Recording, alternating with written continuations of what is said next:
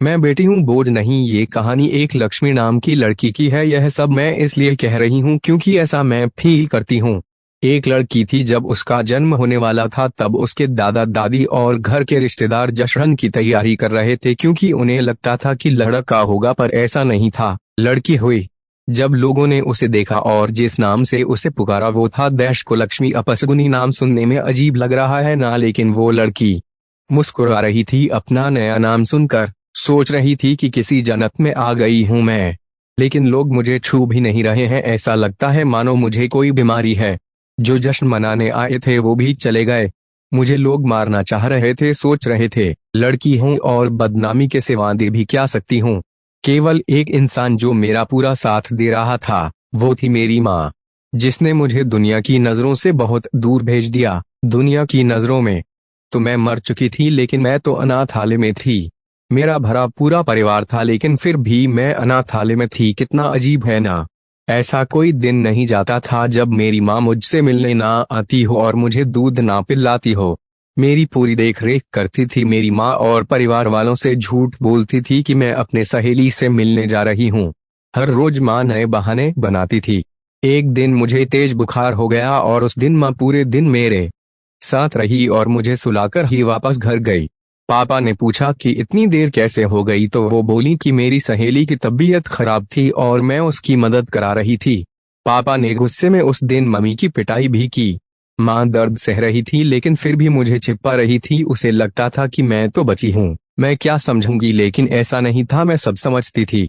मैंने भी सोच लिया कि सब जानकार रहूंगी। मैं मैडम के पास गई और बहुत रिक्वेस्ट करने पर उन्होंने मुझे सब कुछ बता दिया। यह सब सुनकर मुझे बहुत गुस्सा आया। मैंने तभी सोच लिया कि खुद अलग करके दिखाना है। कुछ बड़ी हुई तो मैंने बॉक्सिंग क्लब ज्वाइन कर लिया।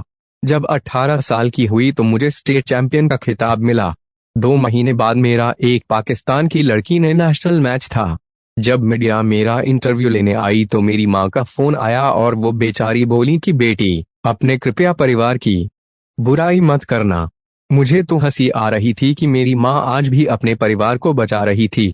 मैंने इंटरव्यू दिया और पूरी जनता ने टीवी पर वो इंटरव्यू सुना। शाम को माँ ने बताया कि टीवी देखते हुए पापा बोल रहे थे कि वाह क्या लड़की है, कितना नाम रोशन कर रही है अपने माता पिता और परिवार का। वो लोग तो मुझे छोड़कर चले गए थे यह कहकर कि मैं कुलक्ष्मी हूँ। आज वो लोग मेरे से मिलना चाहते थे और मेरे साथ फोटो खींचना चाहते थे, लेकिन आज भी वो मेरी पहचान से अनजान थे कि मैं कौन हूँ। ठीक 2 महीने बाद नेशनल चैंपियनशिप का मैच हुआ और वो सभी मुझे देखने आए थे। बहुत सारे लोग मैच देखने आए थे और सभी बोल रहे थे दैश यू कैन डू इट, लेकिन मेरी नजरें उस भीड़ में अपने परिवार को तलाश रही थीं। दूर भीड़ में मुझे मेरा परिवार नजर आया। उनको देखते ही मेरे अंदर गुस्सा भर गया और सारा गुस्सा मैंने अपने प्रतिद्वंदी पर निकाल दिया और वो नेशनल खिताब अपने नाम कर लिया। फिर क्या, सभी मुझ में इंटरेस्टेड हो गए। लोग मुझसे मेरे परिवार के बारे में पूछने लगे। बहुत मजबूर होकर मैंने बताया कि मैं वो लड़की हूँ जिसे 20 साल पहले मार दिया गया था, जिसे सबसे पहला नाम को लक्ष्मी दिया गया था।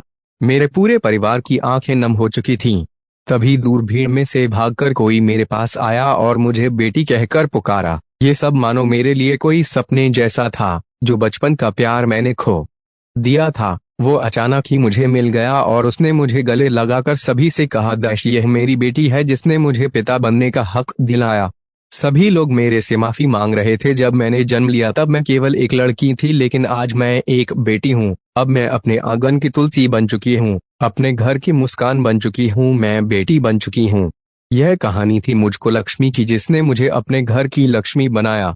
और मेरी माँ इस कहानी की सबसे महत्वपूर्ण पात्र थी। होती नहीं बेटियां हर किसी की चाह में जहां ना सोचा हो पहुंच जाती हैं उस राह में जिसने उन्हें पैदा होते ही मार दिया हो। समझो उसने अपनी बदल रही किस्मत